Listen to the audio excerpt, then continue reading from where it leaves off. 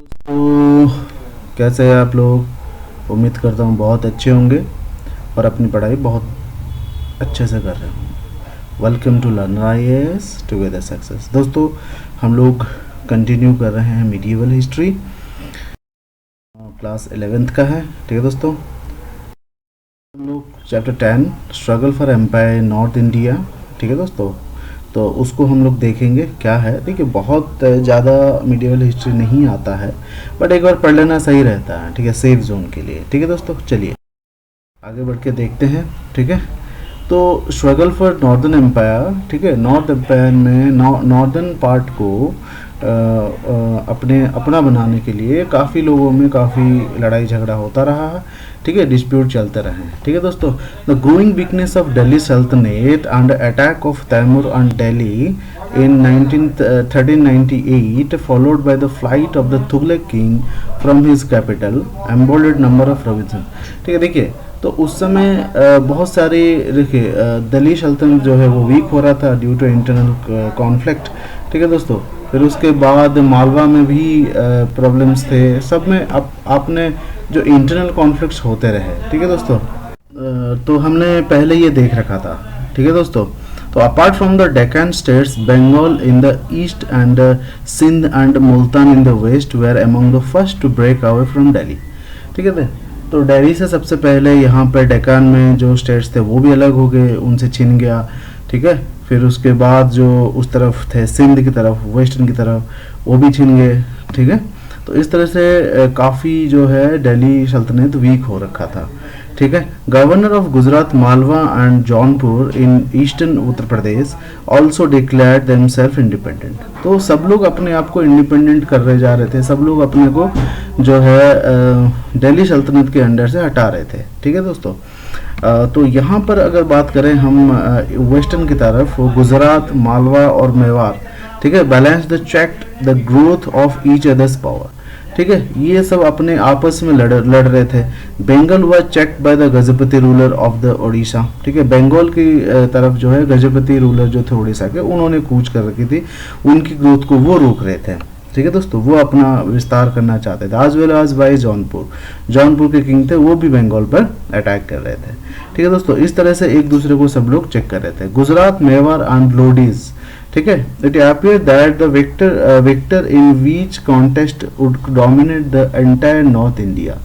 ठीक है, thus the struggle for the domination of Malwa was the cockpit for the struggle for the mastery of North India. It was this naval rivalry which perhaps promoted Rana Sanga to invite Babur in the hope that the destruction of the power of Lodis would leave Mewar as the strongest power in the field। ठीक है, eastern India की तरफ अगर हम देखें, जिसमें बंगाल, असम और उड़ीसा आते हैं, Bengal has been frequently independent of the control of Delhi due to its distance, climate and fact. देखिए दिल्ली से, ठीक है, दिल्ली से बंगाल अलग हो चुका था, इंडिपेंडेंट हो चुका था। इसके कई कारण थे, जैसे कि दिल्ली से बंगाल काफ़ी दूर था, उसके क्लाइमेट अलग थे। ठीक है, इस तरह से वो काफ़ी कम्युनिकेशन नहीं हो पा रहा था, वो अलग हो ही रखा था। ठीक है, तो for year later one of the noble Ilyas Khan captured Lakhnauti and Sonargaon. ठीक है, ascending the throne under the Sultan Samsuddin Ilyas Khan. He extended his dominions in the west from Tirhut to Champaran and Gorakhpur. ठीक है, and finally up to the Banaras. This forces Firuz Tughlaq to undertake a campaign against him. ठीक है, जो इलियास खान थे वो एक Nobel थे basically. उन्होंने क्या किया, उन्होंने लखनौती और सोनारगांव जो है जीत लिया। करीब चले गए, बनारस तक चले गए थे। ठीक है, सुल्तान शामसुद्दीन इलियास खान के अंडर। ठीक है, तो उसके बाद this forced Firoz Tughlaq to undertake a campaign against him. तो फिरोज तुगलक जो थे उस समय बंगाल में, इन्होंने उनके खिलाफ फिर लड़ना जरूरी हो गया। ठीक है, the territory newly acquired by the Ilyas, Firoz Tughlaq occupied the Bengali capital Pandua. ठीक है, फिरोज तुगलक ने पांडुआ कैप्चर कर लिया। Forced Ilyas to seek shelter in the strong fort of Ekdala, और इलियास को ठीक है, इलियास को जो है उन्होंने बाध्य कर दिया, मतलब हरा दिया, एक तरह से कहे तो इकतल में शेल्टर लेने के लिए मजबूर कर दिया। ठीक है, उसके बाद क्या होता है, the Bengali force were defeated but Ilyas once again retreated into Ekdala. Finally a treaty of friendship was concluded by which the river Kosi in Bihar was fixed as per the boundary. ठीक है, though Ilyas exchange regular gifts with Firoz. ठीक है, फिरोज इकताल में उनको appoint किया गया और वो क्या नाम है उनका, इलियास और फिरोज दोनों में एक फ्रेंडशिप बना रहा, गिफ्ट्स एक्सचेंज होते रहे और वो चीज़ एक फ्रेंडशिप चलता रहा उन दोनों के बीच में। ठीक है, Delhi enabled Ilyas to extend his control over kingdom of Kamrup. ठीक है, असम। ठीक है, दिल्ली ने कहा इलियास को कि भैया अब जो है ना आप आसाम पे कूच कर दो। ठीक है, Ilyas Shah was a popular ruler and many achievement of his career, वो बहुत पॉपुलर रूलर था। when Firuz was at Pandua he tried to win over the inhabitant of the city sided। ठीक है, इन दोनों के जो है वो फ्रेंडशिप चला रहा, वहाँ से ऐसा हुआ, दोनों ही बहुत फेमस किंग हुआ करते थे। Firoz Tughlaq invaded Bengal a second time when Ilyas died and his son. ठीक है, फिरोज तुगलक ने इलियास के साथ तो अच्छी दोस्ती बना रखी थी। जब इलियास की डेथ हो गई, उसके बेटे थे सिकंदर, तो उन्होंने क्या किया, बंगाल में फिर से हमला कर दिया। Sikandar followed the tactic of the father and retreated to Ekdala. ठीक है, फिरोज फेल्ड वंस अगेन, तो ये भी अपने पिता के उस पे चला, उसने इकदाला पर अपना आधिपत्य रखा, तो फिर उसको फिर से हारना पड़ा बंगाल के कूच में। Bengal was left alone for the 200 years and was not invaded again till 1538 after the Mughals and established their power at Delhi। ठीक है, तो काफी समय के लिए बंगाल जो है वो फ्री रहा। The most famous sultan in the dynasty of Ilyas Shah was Ghiyasuddin Azam Shah. ठीक है, घियासुद्दीन आजम शाह जो थे इलियास के सक्सीडेड में सबसे फेमस राजा बने 1389 से 1409 तक। He was known for his love of justice. ठीक है, आजम शाह अपने जस्टिस के लिए बहुत फेमस हुआ करते थे। इनकी एक स्टोरी है कि जब उनकी काजी के पास एक औरत लेकर आई थी, इनसे एक विडो के सन का मतलब वो हो गया था, मर्डर हो गया था, तो उन्होंने कहा था कि मैं सब कुछ जो भी है लॉ के हिसाब से मैं अपने सजा ले रहा हूँ, अगर नहीं ले रहा हूँ तो मेरा सर अलग कर देना।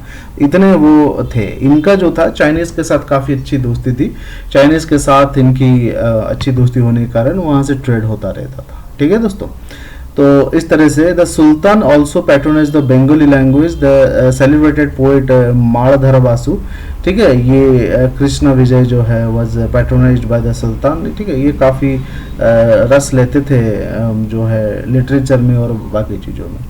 ठीक है, तो ये हिंदूज के भी काफ़ी अच्छे सपोर्टर थे, उनके वहाँ पे नोबल्स हिंदू थे, बहुत सारे पोस्ट पर भी हिंदू थे। ठीक है, Ilyas invaded Kamta and it's, तो ये उसी के बारे में लिखा गया है। ठीक है, ओडिशा में अगर बात करें, उस समय ओडिशा में क्या था, गजपति रूलर हुआ करते थे। ठीक है दोस्तों, ओडिशा में गजपति रूलर हुआ करते थे। At the beginning of the reign Ilyas raided Jajnagar, जो जाजपुर है उसको जाजनगर कहा जाता था। तो उड़ीसा में इलियास शाह ने उड़ीसा में भी वो जो है काफ़ी इन्वेड किया था। ठीक है, तो वहाँ भी उनको अपोजिशन मिला काफ़ी स्ट्रॉन्ग। ठीक है, तो Chilika lake and return with the rich बूटी, ठीक है, इंक्लूडिंग नंबर ऑफ एलिफेंट्स, तो यहाँ पे वो काफ़ी चीज़ें लेके वो गए ओडिशा से। ठीक है, the Gajapati ruler marked a brilliant phase of Odisha history. The ruler were great builder of the warriors. The Gajapati ruler were mainly instrumental and extended their rule south towards Karnataka. ठीक है, गजपति रूलर भी काफ़ी स्ट्रॉन्ग थे, कर्नाटका तक अपना फोर्स जमा रखा था। तो उड़ीसा में ओवरऑल बहुत अच्छी उस समय राजनीति हो रही थी, या फिर स्ट्रॉन्ग था पावर। ठीक है, तो इस तरह से, तो ये तो हो गया ईस्टर्न के बारे में। अब देखते हैं वेस्ट में। वेस्ट में कौन आता है, गुजरात आता है, मालवा आता है और मेवाड़ आता है। ठीक है दोस्तों, तो इस तरह से अगर हम देखें, Gujarat was one of the richest provinces of the Delhi सल्तनत। देखिए गुजरात सबसे रिचेस्ट क्यों था, देखिए गुजरात की जो पोजीशन है वो सबसे गजब की है। ठीक है, तो ये जो पोजीशन है ये यहाँ पर जो है कोस्टल एरिया है, ठीक है, यहाँ पे जो सी रूट के लिए बहुत फेमस है, यहाँ के लैंड बहुत फर्टाइल थे, तो ये बहुत सबके लिए इम्पोर्टेंट था। ठीक है दोस्तों, the real founder of the kingdom of Gujarat जो थे वो अहमद शाह वन थे। गुजरात का अगर किंगडम हम देखें किसने बनाया, वो अहमद शाह वन ने बनाया था। अगर रियल फाउंडर देखें 1411 से 23 तक उनका रहा। ठीक है, the grand son of Muzaffar Shah, ठीक है, मुजफ्फर शाह के ग्रैंड सन थे। During his long rain brought the nobility under the control settlement administration and expanded and consolidated the kingdom. He shifted the capital from Patan to new city of Ahmedabad. ठीक है, तो इन्होंने क्या किया था, अपना जो था कैपिटल था, इन्होंने चेंज कर दिया था। ठीक है, तो इन्होंने पटन से अपना अहमदाबाद बना लिया था अपना कैपिटल। ठीक है, कौन, अहमद शाह ने। ठीक है, अहमद शाह से अहमदाबाद। ठीक है दोस्तों, तो एंड ब्यूटिफिकेशन बहुत ज़्यादा उन्होंने काम किया, बहुत सारे मॉन्यूमेंट्स बनाए हैं। ठीक है, तो इस तरह से बनाया गया। ठीक है, तो इस तरह से Saurashtra, he defeated the capture and strong fort of the Girnar but restore the raja on his promise to pay tribute.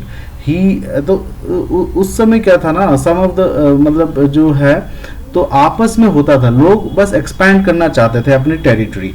ठीक है दोस्तों, तो उस समय एक बहुत थे, क्या नाम है, अहमद शाह जब थे तो वहाँ पे सबसे एक बहुत फेमस बनिया हुआ करते थे, मानिक चंद एंड मोती चंद।